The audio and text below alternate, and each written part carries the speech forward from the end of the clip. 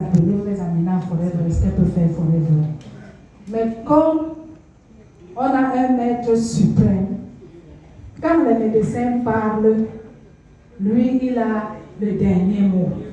Et je lui rends grâce.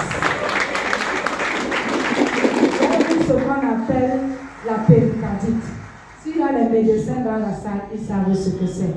Vous savez, quand on prononce le nom d'une maladie, si on n'a vraiment pas eu cette maladie et qu'on n'est pas médecin, le nom là ne peut pas sortir de ta bouche. Tu ne peux même pas savoir de quoi tu souffrais. Donc j'ai eu une péricardite migraine 2 qui m'a presque fini. Mais comme il n'avait pas le dessus sur mon Dieu, Dieu lui a dit fais ton temps, mais quand mon temps va sonner, tu vas déguerpir. J'ai traîné ce mal pendant plusieurs années, pendant plus de 20 ans. Le mal, c'est une infection causée par l'angine. Et ça m'a infecté le cœur. Donc, il a les organes qu'il touche. Il y a le cœur, il y a le foie, et je crois qu'il y a les reins. Parce que les articulations. Donc, quand l'enfant vous dit à la maison, maman, j'ai mal à la gorge, arrêtez de donner ce qu'on fait, le charbon, les conneries. Cherchez à remédier à la situation. Parce que si ma maman ou mes parents avaient vécu longtemps et me voir souffrir, ils allaient être dans le regret. Donc je faisais des chutes. Je peux être avec toi, je suis là un moment, allez, je m'écroule, et c'est le coma. Je fais 3 jours, 4 jours, 5 jours. Et c'était devenu un problème pour les enfants. Parce qu'à la maison, quand les enfants allaient à l'école, ils se disaient, qu'est-ce qu'on va trouver à la maison? Il y avait le moment quand ils venaient, ils ne me trouvaient pas au salon. Tu vois comment les enfants couraient vers la chambre pour voir si maman est là ou elle est à l'hôpital.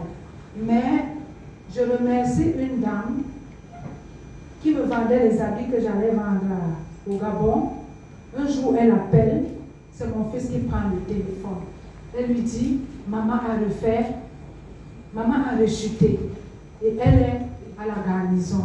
Je vous assure, à chaque fois que je faisais les maternités, dès que je finis une maternité, j'entre dans le coma.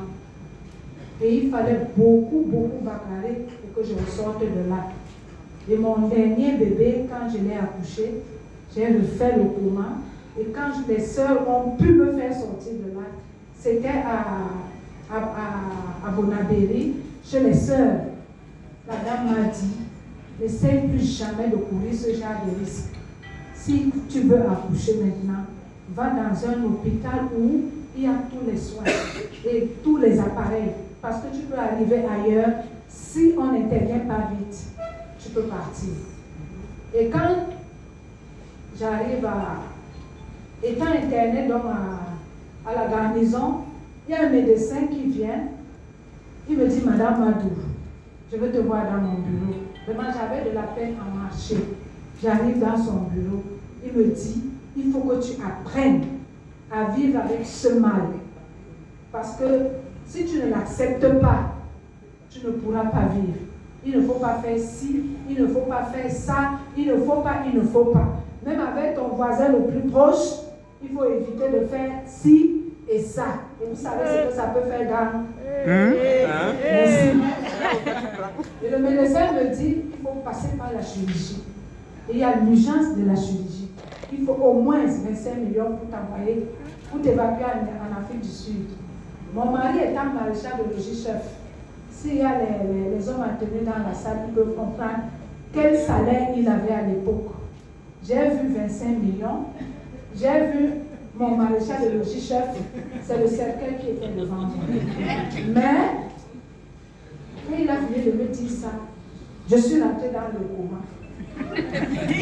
Oui, j'ai me choqué parce que je ne voyais pas, je ne me retrouvais pas en train de me soigner.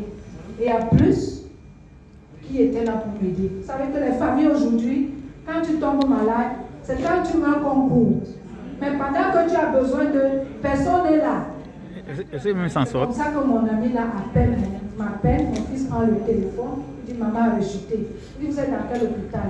Il dit à la garnison. C'est comme ça qu'elle vient à la garnison avec 2 produits. Je ne sais pas. Voilà les 2 produits. Applaudissez pour ces 2 produits.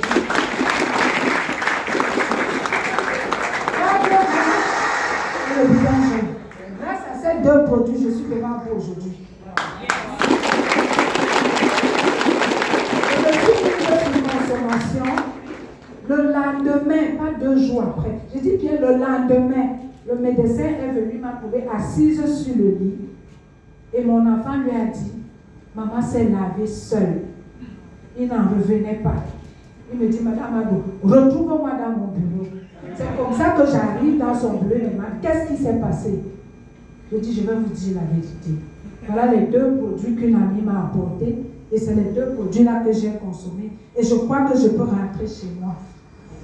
Il me dit quoi? Je dis oui, docteur. Il faut que je rentre. Je me sens déjà mieux. Il m'a dit non, je te garde encore pour 2 jours. Je vous assure, ça faisait 3 jours. Dans les 3 jours-là, j'étais transformée. J'étais une autre personne. Et quand je sors de l'hôpital, les enfants, quand nous sommes avec les enfants, on ne sait pas qui nous observe. Les enfants voyaient comment je mangeais. Je parvenais à porter un seau de 5 litres. J'allais au marché. Ils rentrent de l'école. Ils trouvent que maman a déjà tout fait. Vous voyez, au fur et à mesure, les moments passaient. C'est comme ça que la santé revenait. Et pour finir, j'ai consommé presque toute la gamme Forever, en interne et en externe. Et ça m'a transformée. Quand tu consommes, tu es payé. Je dis, mais si je consomme, je suis payé. Ça veut dire qu'il y a quelque chose qui se passe derrière ça. Parce que le Seigneur permet souvent quelque chose, des choses que nous ne comprenons pas. S'il a permis que j'ai la péricardite, ça veut dire qu'il savait que j'allais rencontrer Forever. J'ai eu ma santé. J'ai fait presque plus de 15 pays, tout frais payé par Forever. J'ai envoyé les enfants de l'autre côté, grâce à Forever.